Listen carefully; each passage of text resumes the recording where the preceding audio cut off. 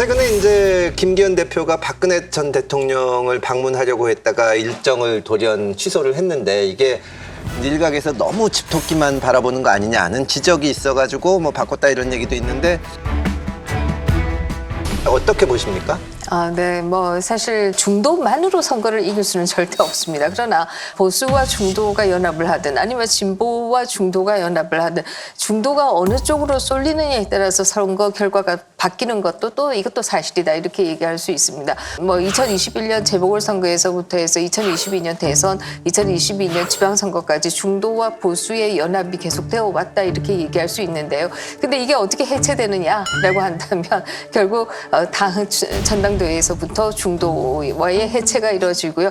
그 해체는 뭐 무슨 민주당 DNA니 뭐 보수 가짜 보수니 뭐 이런 식의 선거 운동들을 하는 것을 보고 아니 도대체 중도들한테 다 나가라고 문을 막 열어주는구나 하는 생각을 할 수밖에 없었는데요. 이제는 또 본인들이 잘못해놓고 강한 보수에게 너희 때문에 중도가 다 도망갔다라고 해서 이 책임 전가를 시키고 있는 것이 지금 상황이 아니냐 이렇게 보이고요. 뿐만 아니라 가장 중요한 것은 시끄러운 듯이 보여도 다양성이 보장되고 그 안에서 자유로운 의견 개진도 가능하고 이렇게 해야지 많은 국민들이 또 지지를 보낼 수 있는데요. 지금은 조금만 다른 목소리 나와도 다 불 끄기 바쁜, 다 입 닥쳐 뭐 이런 식으로 가니까 저의 충정입니다. 이렇게 안 해주면 안 되겠죠. 다들 도망갈 수밖에 없는 딜레마에 빠지거든요. 민주당이 그 딜레마에 빠졌던 거예요. 그러니까 강성 지지층만 보고 가고 나중에 딱 보니까 여기라도 놓치면 이제 그나마 지지율이 무너지는 겁니다. 이번에 보게 되면 대통령이 계속 대구 서문시장을 계속 방문하시거든요. 가게 막 환호하니까 아마 기분이 굉장히 좋으실 겁니다. 그런데 그게 그러면 과연 보수층들한테 어필할 수 있느냐? 안 그렇거든요. 왜냐하면 하필이면 TK에서 큰 폭으로 떨어졌습니다.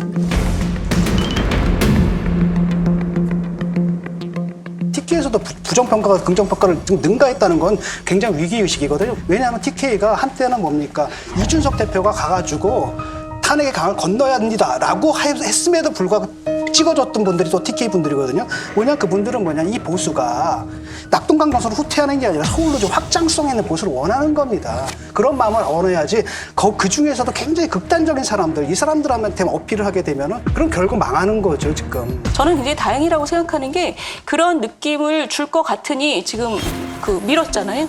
그러니까 이런 거를 이제 신경을 쓰기 시작하고 더 열심히 고민하게 하면서 집 나갔던 보수를 어떻게 찾아올 것인가에 지금 초점이 맞춰지기 시작하는 것 같고 그것은 저는 바람직하다고 생각해요.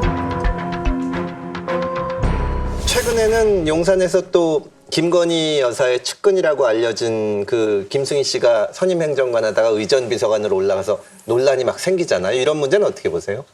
근데 저는 그 김승희라는 분의 업무 성과를 아직 모르는 상황이잖아요. 누구하고 아는 사이다 또는 그 사람이 뭐 홍보 기획을 주로 했기 때문에 의전을 모른다. 그런 사람이 딱 탁현면 씨잖아요. 딱 탁현면 씨잖아요. 아니 그러니까 민주당하고 비교하지 말고. 의전의 전문성은 없이 홍보 기획 담당하다가 일을 잘했다고 평가받고 있잖아요. 제 말은 그 얘기예요. 그 탁현민 씨에 대해서는 사실 여당에서도 부러워하는 사람이 많았어요. 김승희라는 분이 일을 어떻게 처리하는지를 우리가 본 다음에 평가해도 늦지 않습니다. 사실은 그 업계에서의 어떤 뭐 탁월한 능력이 인정받아 된 게 아니라 그 김건희 여사와의 그 사적 그 관계 때문에 됐다고는 그렇게 되게 보여지지 않습니까? 그런데 이분이 과연 그런 능력이 있는 건지. 그 다음에 오히려 이분이 저 용산에 들어가갖고 대통령실에 들어가갖고 주로 김건희 여사의 일정들을 챙기고 김건희 여사의 홍보에 관련된 일을 했다고 그렇게 되게 알려지고 있거든요. 저는 뭐 그러게 그야말로 의혹으로 그치길 좀 바랍니다. 정말 본인의 임무, 대통령 의정비서관으로서 대통령 대외 일정들, 외교 일정들 이걸 제대로 관리하고 국격을 높일 수 있는 의전을 할 수 있는 그런 걸 보여줘야 되고요. 국민들은 윤석열 대통령을 대통령으로 뽑은 거지 김건희 여사를 뽑은 게 아니거든요. 김건희 여사는 대통령의 배우자일 뿐입니다. 정치적인 얘기들, 또 정책적인 얘기들 그렇게 말씀하시면 안 돼요, 사실은요. 아니 근데 이번에 영부인이 이제 그 개식용으로 하는 거를 금지하자는 말씀을 하셨잖아요. 근데 정치인의 입장에서 봤을 때 진짜 그 목표를 달성하고 싶으시면 영부인이 나서면 안 되거든요. 근데 영부인이 한 말씀 하시고 이틀 만에 태영호 의원하고 조수진 의원이 법안을 내니까 민주당에서는 이제 절대로 협조 안 하는 거예요. 국민으로부터 어떤 면죄부를 받았길래 대통령 취임 1년도 안 돼 조용한 내조가 아니라 책임도 권한도 없는 민간인이면서 이토록 수위를 넘나드는 정치적 발언을 내놓습니까? 과유불급 자중하시기 바랍니다. 대통령 아내는 대통령이 아닙니다. 한 가지 궁금한 점은 김건희 여사의 공개 활동비는 어디에 근거하고 있는지, 제2부속실이 없어졌는데 어디서 예산을 타다 쓰는지 정말 궁금합니다. 이거거든요, 사실은. 그러니까 민주당은 김건희 여사를 정권의 약한 거리라고 생각을 해요. 그래서 계속 집중적으로 타격을 합니다. 그래서 이제 프레임을 만들거든요. 쉽게 말하면 이 정권은 윤석열 정권이 아니라 윤석열, 김건희 공동정부다. 공식적인 여러 가지 그 절차들이 사실 김건희의 사적 라인에 의해서 좌우된다, 이런 이미지를, 이런 인상들을 국민들한테 심어주기 위해서, 또 민주당이 얼마나 잘합니까? 선전선동에 굉장히 능하거든요.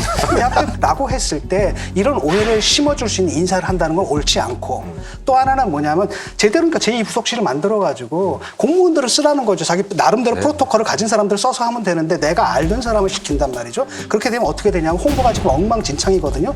대통령 사진보다 영부인 사진이 더 많아요. 근데 영부인 사진을 딱 보거든요. 공식 행사 사진이 아니거든요. 화보예요. 이걸 보고 영부인이 가가지고 어떤 일을 했다, 의제가 부각되는 게 아니라 영부인 사진만, 화보만 부각되거든요. 그런 식의 홍보가 된다라는 게, 그런 사람들 갖다 썼기 때문에 이런 게 벌어지거든요. 그 다음에 이것은 민주당한테는 아주 좋은 공격 소재죠. 그 부담이 어디로 가냐면 대통령한테 바로 가는 겁니다. 그걸 인식을 해야 돼요.